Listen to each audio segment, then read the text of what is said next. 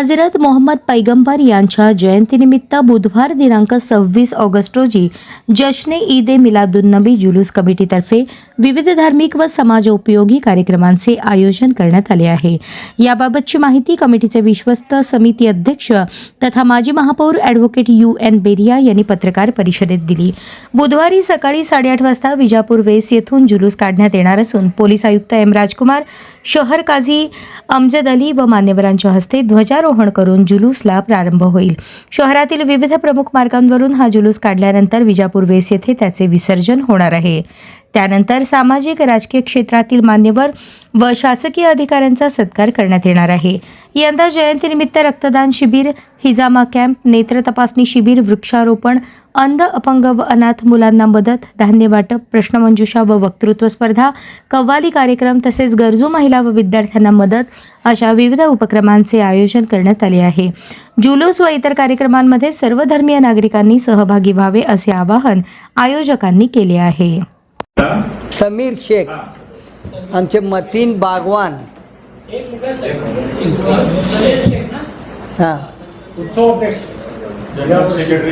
General secretary Raju Qureshi, Raju हुंडेकरी, उपाध्यक्ष Salim Naikwadi.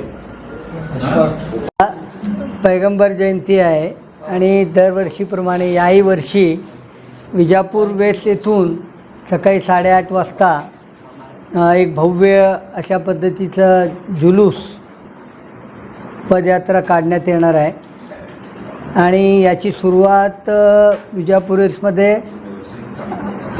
Police आयुक्त माननीय M राजकुमार आणि आमचे शहर काझी अमजद अली आणि इतर मान्यवरांच्या हस्ते ध्वज फडकवून होणार आहे।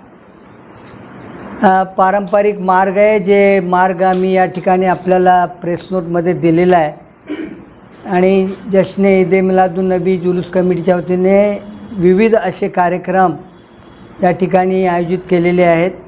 त्यामध्ये हिजामा कॅम्प आहे, रक्तदान शिबिर आहे, अंध, अपंग